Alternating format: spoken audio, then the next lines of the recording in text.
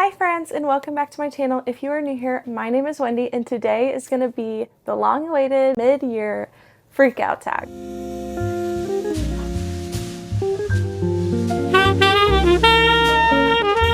Okay guys, this is one that I always get nervous to do because it is a long one and it is really hard to answer some of these questions because there are so many answers for some of them, but I tried my best to just go with my first gut instinct. So I do have a paper here because again, I cannot remember all of these questions. The first question is, what is the best book that you have read so far this year? This one is an easy answer for me, which is Onyx Storm. I am obsessed with this series. I always will be. And this book was, in my opinion, leaps and bounds better than Iron Flame. I still enjoyed Iron Flame. I am actually not one of the ones that was hating that one. I gave that 4 stars when I first read it. I gave it 4 stars again when I read it again. I enjoyed it, and I really only had an issue with Violet and how she was acting in that one, and that was the only reason for the 4 star. Otherwise, I love that book just as much as I did the second time. Well, in this book, it fixed what annoyed me in Iron Flame, and Violet's character growth in this book is just leaps and bounds what it was in the last book, and I just grew to love her even more. I was so proud of her in this book. I felt like she really matured and just kind of took charge, and it really made me so happy to see. The other thing that I think made this book so amazing was Riddick and all of the scenes that we got with him, and just really seeing him shine in this book was just one of the best things to see. I mean, I really liked him before, but this one just kind of solidified how much I loved Riddick as a character. And obviously we all love Xaden, but I just thought that some of the side characters in this book really shined through. And in the previous books, I really wasn't super attached to them either way. So I really just loved all of the character growth overall in this book. I loved the island hopping and just the different action scenes we got in this.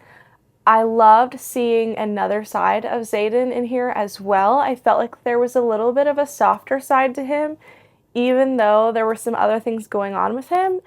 And I just really liked seeing everyone in their different elements and the different types of dragons. Like, it was just fantastic, and I ate every single bit of it up. I already feel like rereading it just talking about it. It was definitely, hands down, my favorite book so far this year. But I have to also say that there is a runner-up. I have to mention this one because I do feel like this was such a close second. It was such a competitor that it really took me by surprise, and I was completely shocked by it, and that is Shield of Sparrows. And honestly, if one of my all-time favorite series hadn't released a new book this year, this definitely would have taken the cake as the best book I've read so far this year. It is hands down one of the best fantasy debuts I've ever read. This is her first fantasy she's ever written, and I'm completely shocked. It is just fantastic. The slow burn in this is just unmatched. If you hear kids, I'm sorry, my kids are outside playing in the pool, and there's really just no time to record where there isn't noise. I do apologize. But anyways, so I just found this to be so gripping from the first page. The world was so exciting to me. I loved to learn about all of the different things going on in this world. I love all the characters, the plot line in this, the slow burn and the romance. Honestly, there was just so much in this book besides just the romance that I loved, and it was hands down a 5 star, and it was a favorite of the year, excluding Onyx Storm. So I had to give this an honorable mention, even though I know you're only supposed to pick one. The next question is, what is the best sequel you have read this year? The best sequel that I have read this year is Foxglove. I am obsessed with this book, and it was a fantastic sequel. It is better than the first book, and it really made me love this series. The first book, I was not completely sold. I enjoyed it, but I was not invested. This one sold me on Belladonna series. I loved this book so much.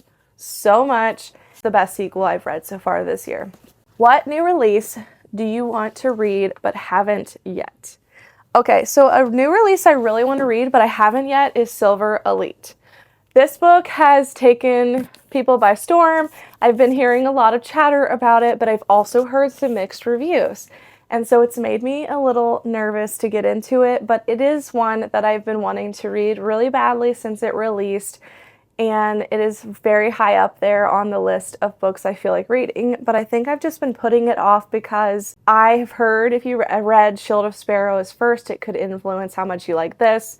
So I think I was trying to just give it a break in between like a really high up there book for me to give it a fair chance. So I will get to this one soon, but I'm trying to make sure that I am completely ready going into it with zero expectations and leveled anticipation. The next question is, what is your most anticipated release this year? My most anticipated release this year is Brimstone by Callie Hart, which is the sequel to Quicksilver. This comes out November 18th, but I had to add this one on here as well, and that would be Mate by Ali Hazelwood. I gave Bride 5 stars and absolutely loved that book last year. And it is definitely a big anticipated release for me, and this comes out on October 7th. So both of these first books were 5 stars, so they have some big shoes to fill on the sequels. The next question is, what was the biggest surprise of the year so far? My biggest surprise of the year this far will make you guys laugh, but honestly, The Tenant by Frida McFadden. And really, it's just that. It's like the perfect answer for this question because it is my biggest surprise this year just because I never in my life thought I was going to give Frida McFadden a 5-star. Honestly, guys, I really didn't.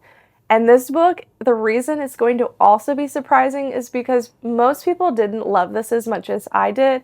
I think a lot of people enjoyed it, but I don't think people really were like, this is the best Frida McFadden book I've ever read. It's not a blow your mind type of book, but I just found this book to be so entertaining. I was laughing. I was shocked by the plot twist. It really just had me hooked the whole time. And I think it was honestly peak Frida McFadden for me.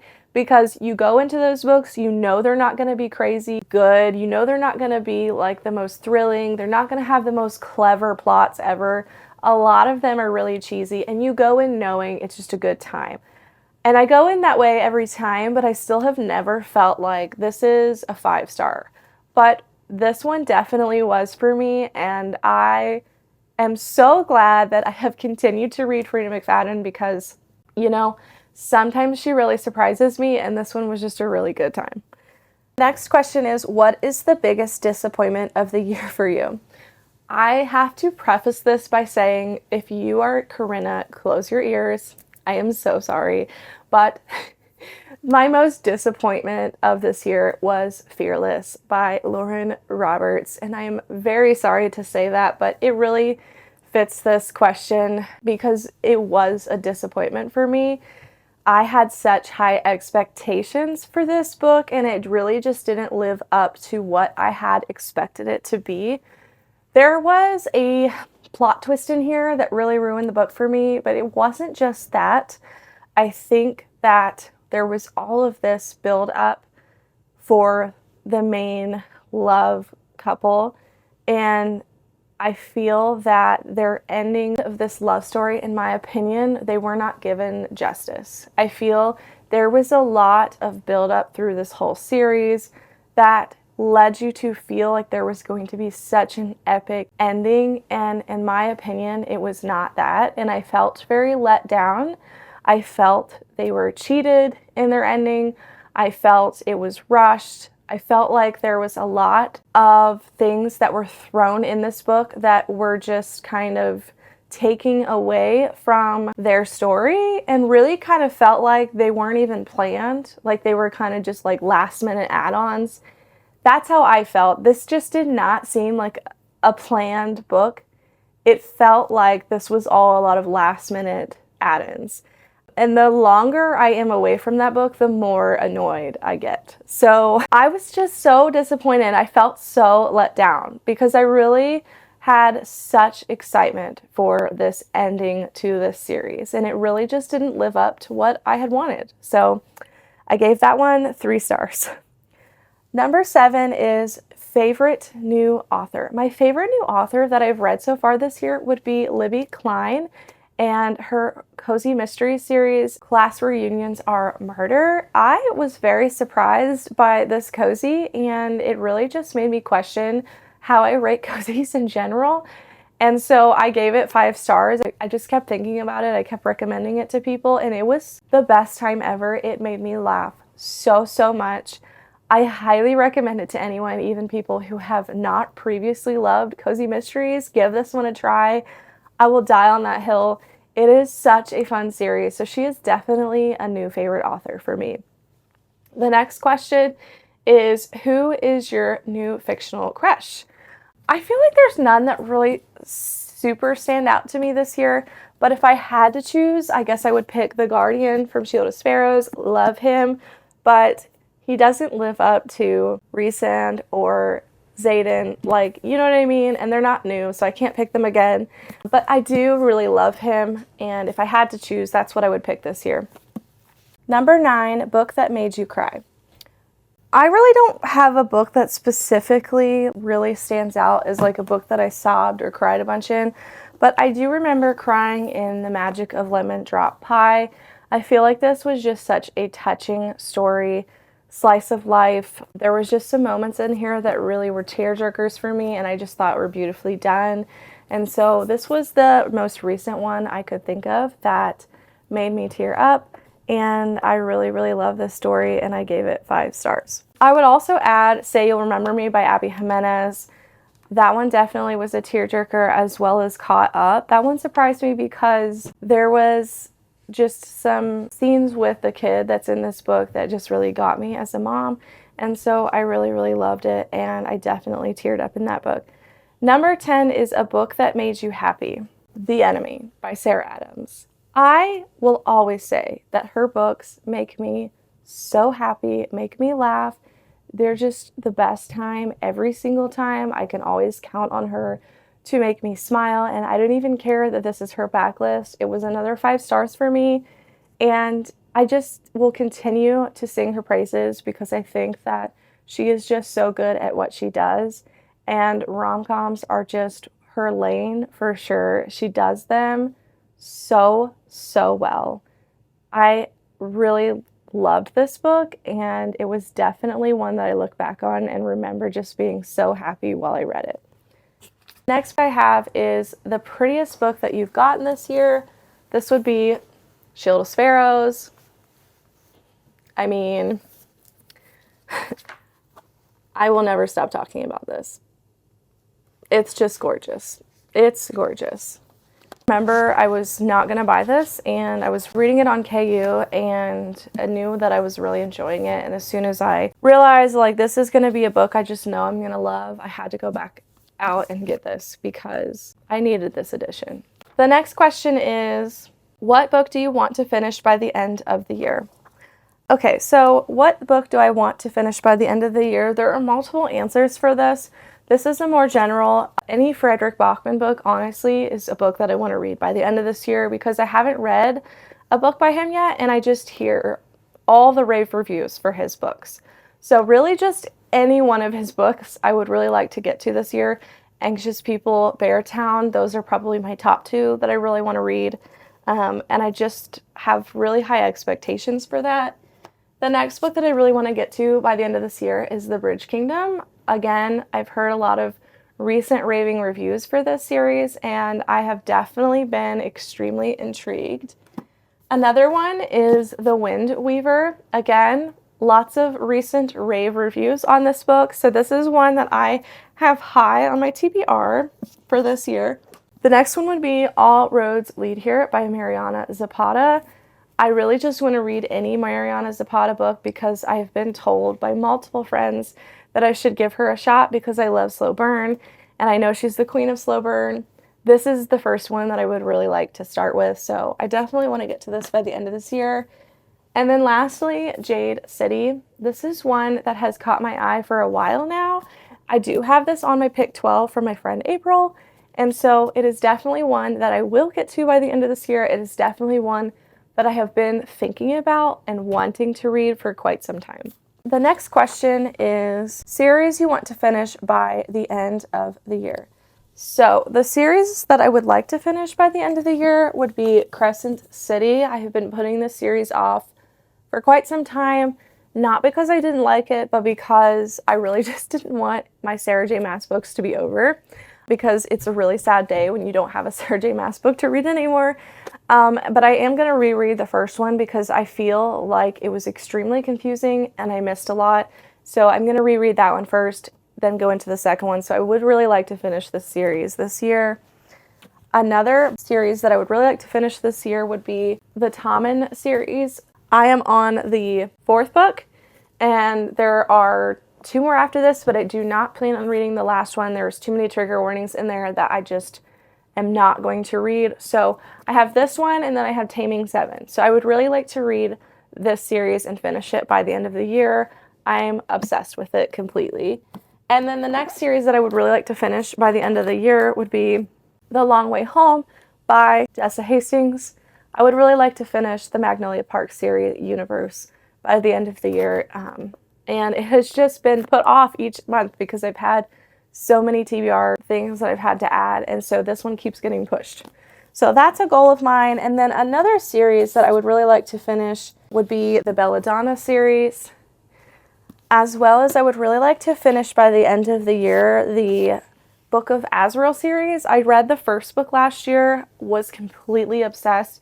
I have just not gotten back into the world, and I really want to. I feel like I need to stop letting time go by because it affects loving the next book when you take too long to read it. So I'm really just trying to get to a point where I can hurry up and get back in this series and binge it, because that's honestly my favorite way to read a series. Number 14, any books I want to reread. Honestly, my goal this year, truly, is to reread ACOTAR. I never stop thinking about this series. Honestly, it's a problem. And there's just nothing that will ever compare. There really is not. There are books that I have loved so incredibly much that I rave about. But, I mean, Throne of Glass is slumped in this as well. But honestly, there's nothing that compares to this. Like, romantasy-wise, there is absolutely no other series on this planet that is better than ACOTAR. I will not hear it. I will not hear of any other series that is better than this one as far as romantasy goes in all of the books that I've ever read. This is hands down the best romantasy series I've ever read, and I miss these characters and I miss this world so incredibly much, and I just want to be back in it. So it is a goal of mine to try to reread some of these this year. Who knows if I'll get the time for it, but I really, really want to.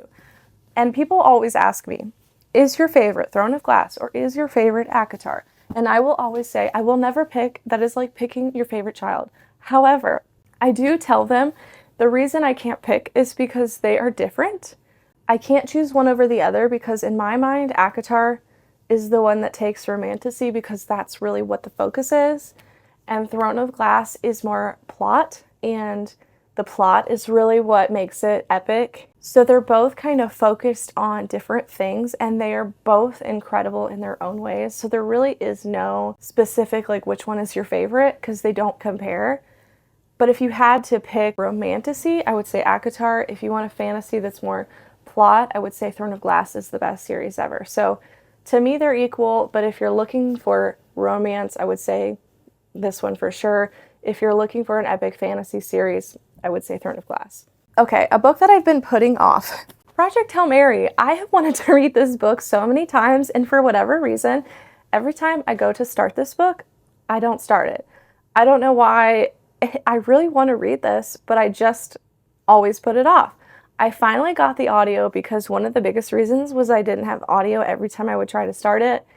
And now I do, so I really need to make this book a priority because I really want to read it. I loved the movie The Martian by this author, And so I just really think that I'll enjoy it.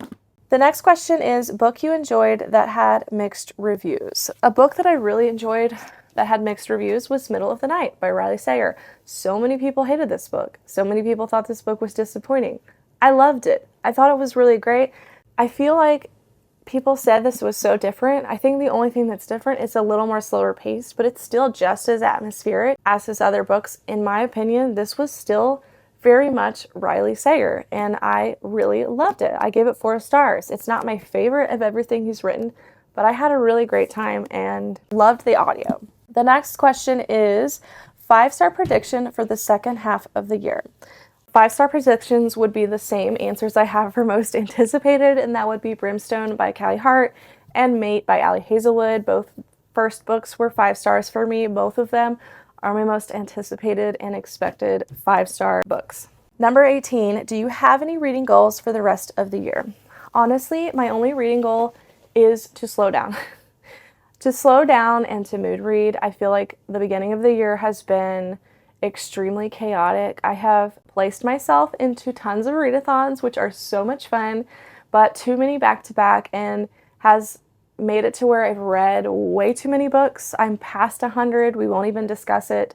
Last year, I barely got past 100 by the end of the year, and I'm already way past that, which was not the goal. I just don't want to do that anymore. I don't want to rush. I want to take my time. I want to savor books. I want to mood read, and I'm just going to try my best to slow down. Do I know if I really will? No, but I'm going to attempt it. So those are all of my answers for my mid-year freakout tag. If you have not done a mid-year freakout tag, consider yourself tagged in this video. I hope that you guys enjoyed this video. Please comment below your favorite book that you read this year, and comment below the most surprising book that you read this year and why. Until next time, friends, remember to read what inspires you.